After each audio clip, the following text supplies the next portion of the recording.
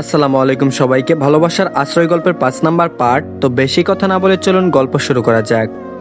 শোন, বিয়ে যেহেতু হয়েছে তখন ভাইয়ার তোর ওপর সম্পূর্ণ অধিকার আছে। ভাইয়া হয়তো তোর কাছে আসতে চাইবে, স্পর্শ করতে চাইবে, তখন কিন্তু প্যানিক করিস না। খুব খারাপ লাগলে ভাইয়াকে বুঝিয়ে বলিস। আই থিঙ্ক ভাইয়া বুঝবে। এবার অনেক রাত হয়েছে, আমি এবার যাই।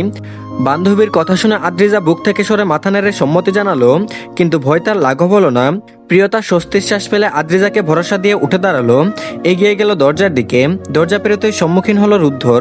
রায়া ঈশানী ভাইয়ের থেকে টাকা পেতেই খুশি হয়ে দৌড়ে গেল, তবে প্রিয়তা দাঁড়িয়ে রইল। দুনামোনা শুরু করলো মেয়েটা। প্রিয়তাকে দাঁড়িয়ে থাকতে দেখে আর এমন করতে দেখে রুদ্ধ বলল, কিছু বলবেন প্রিয়তা? প্রশ্ন শুনে প্রিয়তা চোখ তুলে তাকালো, আলতো হেসে বলল, আমি আপনার ছোট বোনের মতো, তাই তুমি করেই বলতে পারেন ভাইয়া। রুদ্ধ বলল, ওকে, কিছু বলবে তুমি, না হলে আমি ভেতরে যেতাম। ফের একই প্রশ্ন করতে প্রিয়তা আমতা আমতা করে বলল, আসলে বলতে চাইছিলাম যে আরুকে, মানে বুঝতে পারছি আজ আপনাদের বাসর, তবু ওকে একটু সময় দিলে ভালো হতো ভাইয়া। আপনি তো সব জানেন, হয়তো ও কিছুটা অস্বস্তি বোধ করতে পারে, কিংবা আপনার কাছে আসাতে ভয় পেয়ে যেতে পারে। বুঝতে পারছেন আমি কি বলছি? রুদ্ধ মন দিয়ে শুনলো, স্পষ্ট বুঝলো মেয়েটা তাকে কি বলতে চাইছে। রুদ্ধ শান্ত কণ্ঠে বলল, ভাইয়ের প্রতি ভরসা রেখে নিশ্চিন্তে ঘুমাও। ছোট একটা বাক্যই যেন প্রিয়তার আস্থা খুঁজে পেল।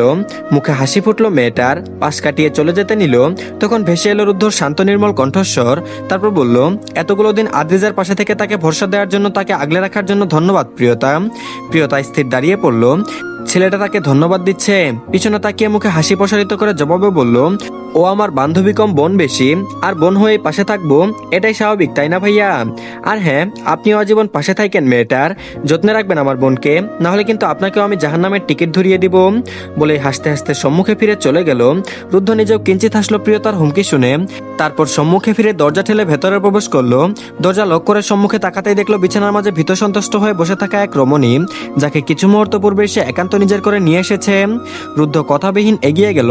পরনে তার এখনো শেরওয়ানি, তাই আগে চেঞ্জ করে ফ্রেশ হয়ে এলো। ফের শান্ত চোখে তাকালো সহধর্মিনীর পানে, শান্ত কণ্ঠে নির্দেশ দিল, উঠে আসুন আদ্রিজা, নামাজ পড়ে ঘুমাবেন। রুদ্ধর কণ্ঠস্বর পেতে আদ্রিজা কেঁপে উঠল। ছেলেটা রুমে এসেছে তা দেখেছে, তবে এতক্ষণ কথা বলতে না দেখে সে কোনো ভাবনায় মত্ত হয়ে গিয়েছিল।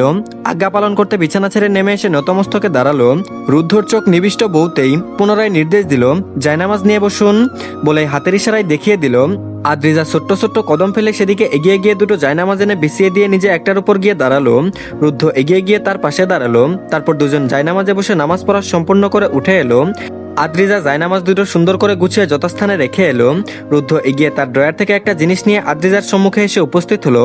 রুদ্ধর উপস্থিতি বুঝতে পেরে আদ্রিজা কাচুমাচু হয়ে গেল। রুদ্ধ তা অবলোকন করে ভারী শ্বাস ফেলে সাথে নিয়ে আসা কাগজটা আদ্রিজার সম্মুখে ধরে বলল, এই নিন আপনার কাবিনের টাকার চেক। আপাতত এত টাকার ক্যাশ নেই আমার কাছে। আদ্রিজা এক পলক চোখ উঁচিয়ে তাকিয়ে পুনরায় চক্ষু নমনীত করে নিভু নিভু কণ্ঠে বলল, আমার টাকার প্রয়োজন নেই। রুদ্ধ বলল, এখন প্রয়োজন নেই, কিন্তু ভবিষ্যতে হবে। তাছাড়া এটা আপনার অধিকার আদ্রিজা, টাকাটা সম্পূর্ণ আপনার। এত যুক্তি শুনেও আদ্রিজা হাত বাড়িয়ে টাকাটা নিল না। রুদ্ধ দীর্ঘশ্বাস ছেড়ে পুনরায় চেকপত্রখানা ড্রয়ারে রাখতে রাখতে বলল, এটা এখানে রেখে দিলাম, যখন প্রয়োজন হবে নিয়ে নিয়েন। আদ্রিজা সামান্য চোখ তুলে দেখলো। রুদ্ধ এসে উঠে বিছানার সমস্ত ফুল সরিয়ে দিয়ে বিছানাটা পরিষ্কার করে দিল। তারপর পুনরায় মেয়েটাকে সম্মুখে দাঁড় করিয়ে মাথাটা এদিক ওদিক বাঁকিয়ে নিজের মতো বলল, এই রুমের সোফা ঠিকই আছে, কিন্তু তাতে ঘুমানোর অভ্যাস আমার নেই। আর সত্যি বলতে বিয়ে করে বউ ছাড়া সোফায় ঘুমানোর ইচ্ছেও নেই। আবার বউ সোফায় ঘুমাক এটাও চাই না। আমার তো কোনো সমস্যা নেই, সমস্যাটা আপনার। তাহলে আপনিই বলুন আদ্রিজা, আমার কি করা উচিত? সমস্যার কথা তো সে কিছু বলেনি, নাকি এই ছেলে নিজে বুঝে নিয়েছে? যাই হোক, তবে কোথায় যেন একটা ভরসা খুঁজে পেল আদ্রিজা।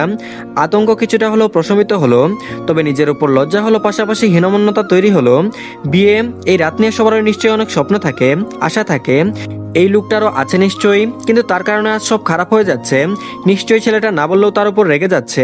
নিজের অপারগতায় কান্না পেল আদ্রিজার। মাথাটা নিচু করে একেবারে বুকের সাথে মিশিয়ে নিল। কান্না লুকিয়ে ছোট করে উচ্চারণ করলো, আপনি বিছানায় ঘুমিয়ে পড়ুন। রুদ্ধ বলল, আর আপনি? জবাবের পৃষ্ঠে পুনরায় প্রশ্ন পেয়েও আর জবাব দিল না আদ্রিজা। মাথা নিচু করে এগিয়ে গিয়ে বিছানার অন্য পাশে কাচুমাচু হয়ে শুয়ে পড়ল। ভয়ে ভয়ে অনুনয় করে বলল, আপনার কোনো সমস্যা না থাকলে লাইটটা অন করে রাখবেন। আসলে রুদ্ধ বলল, অনেক রাত হয়েছে, ঘুমান এখন আপনি। আদ্রিজাকে শেষ করতে না দিয়ে বলে উঠল রুদ্ধ। আদ্রিজা চুপ করে গিয়ে সেভাবেই পড়ে রইল বিছানায়। রুদ্ধ এগিয়ে গিয়ে অন্য পাশে শুয়ে পড়ল। দুপাশে দুটো মানুষ, যাদের কারোর চোখেই ঘুম নেই। একজন অস্বস্তি আর ভয়ের মিশেলে নিশ্চুপ চোখ খিচে বন্ধ করে আছে, আর একজন অস্থিরতায় গাঢ় হয়ে আছে। এমন আলোতে ঘুমানোর অভ্যাস তার কোনো কালেই নেই। অথচ আজ সে আলোকেই নিদ্রা যাপন করতে হবে। সারা রাতেও চোখে ঘুম ধরা দেবে কিনা কে জানে। তবে তার ঘুমের থেকেও মেয়েটা শান্ত থাকার যে বেশি প্রয়োজন ভেবে কাত হয়ে আদ্রিজার পানে ফিরে মাথার নিচে একটা হাত রেখে শুয়ে রইল। চোখ রইল মেয়েটার পৃষ্ঠদেশ বরাবর, আর মঞ্জুরে যেন শুধু মেয়েটার ভাবনা জারি রইল। মেয়েটা হয়তো একটা সময় ঠিকই নিদ্রায় আচ্ছন্ন হয়ে গেল, কিন্তু রুদ্ধ সেভাবেই যেন জামিনীটাকে কাটিয়ে দেওয়ার সিদ্ধান্ত নিল। আর এদিকে প্রিয়তা শুয়েছে রায়ানের পাশে। কাল রাতেও বান্ধবীর সাথে গল্প করতে করতে সেই কত রাতে ঘুমিয়েছিল, জেগেছিল অনেক ভোরে।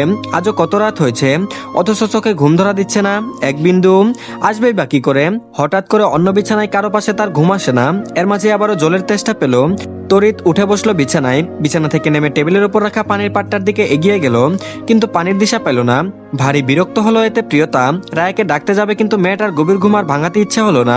পানি পান না করলেও নয় ভেবেই একাই রুম থেকে বেরিয়ে এলো নিচে পানি আনতে যাওয়ার উদ্দেশ্যে।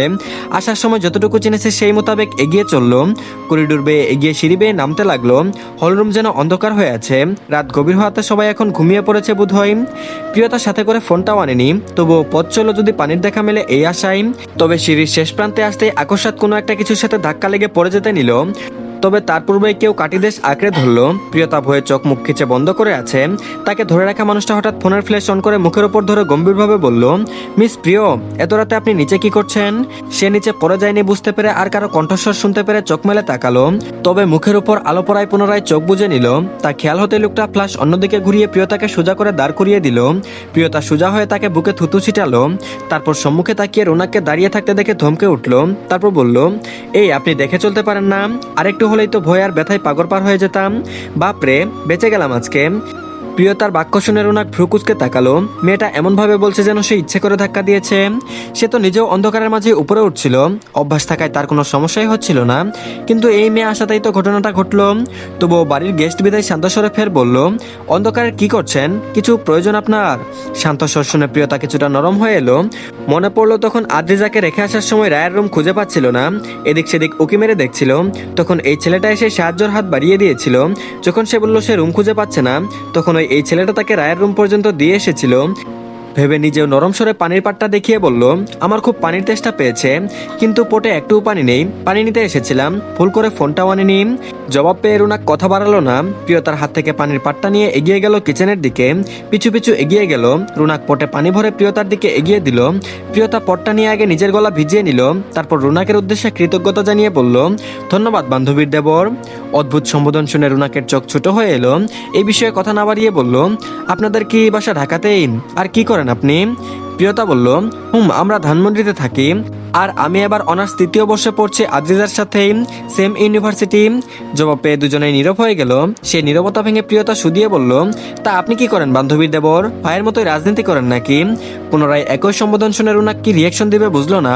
তবুও জবাব দিতে গম্ভীর্যতা বজায় রেখে বলল, আমি বাবার ব্যবসা দেখাশোনা করি, এসব রাজনীতিতে আমার ইন্টারেস্ট নেই, তবে প্রয়োজনে ভাইকে অনেক সাহায্য করি। প্রিয়তা বলল, ও ঠিক আছে, আমি এখন যাই তাহলে। বলে হাঁটতে শুরু করলো প্রিয়তা। রুনাক পিছু হাঁটতে হাঁটতে বলল, চলুন আমি সঙ্গে যাচ্ছি, না হলে অন্ধকারে আবার কোথায় পড়ে যান কে জানে। ছেলেটা কি তাকে খোঁটা দিল ভেবে রাগ হলো প্রিয়তার। গম্ভীর স্বরে বলল, ওটা আপনার জন্য হয়েছিল, না হলে আমি একা চলতে পারি, তা অন্ধকার কিংবা আলোতে, বুঝছেন বান্ধবীর দেবর। বারবার একই সম্বোধন শুনে রুনাক বিরক্ত হলো। এসব কি নামে ডাকছেন? আমাকে রুনাক বা নভ্র ডাকতে পারেন। প্রিয়তা মুখ বাঁকালো, তবে কোনো উত্তর করলো না। এগিয়ে গিয়ে রায়ের কক্ষে ঢুকে রুনাকের মুখের উপর দরজাটা হাট করে বন্ধ করে দিয়ে জলের পাটটা টেবিলে রেখে বিছানায় শরীর এলিয়ে শুয়ে পড়ল। এদিকে মুখের উপর এভাবে দরজা বন্ধ করে দেয় রুনাক ভেবেচাকা খেয়ে দাঁড়িয়ে রইল। আজব মেয়ে একটা, মনে হচ্ছে তার উপর কোনো কারণে রেগে আছে, কিন্তু সে করেছেটা কি? সে তো এই মেয়েকে কালকের আগে চিনতও না। জবাব খুঁজে না পেয়ে বুকার মতো বোনের রুমের সামনে থেকে সরে দাঁড়ালো।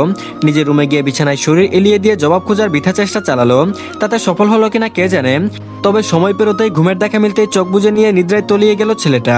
আর এদিকে সকালে যখন আদ্রিজার নিদ্রাভঙ্গ হলো, তখন ঘড়িতে সকাল 8টা বাজে। অনেক রাতে ঘুমানোর ফলে হয়তো এত দেরি। আদ্রিজা উঠে কাউকেই পাশে দেখতে পেল না। যখন ঘড়ির দিকে চোখ পড়লো, তখন সময় দেখে মাথা ঘুরে উঠলো। এত বেলা হয়েছে। তড়িঘড়ি করে বিছানা থেকে নামলো। তখন ওই দরজা খুলে রুমে রুদ্ধর প্রবেশ ঘটলো। রুদ্ধকে দেখতে আদ্রিজা শান্ত হয়ে গেল।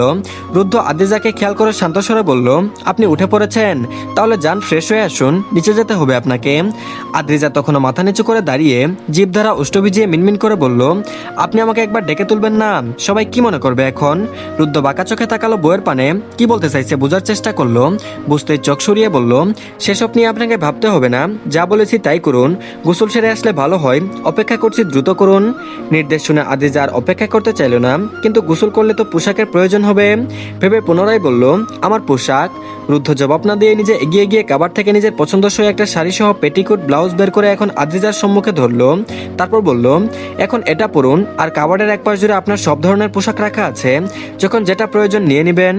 আদ্রিজা চোখ না তুলে হাত বাড়িয়ে পোশাকগুলো নিয়ে বাথরুমে ঢুকে পড়ল। আর রুদ্ধ অপেক্ষা করলো।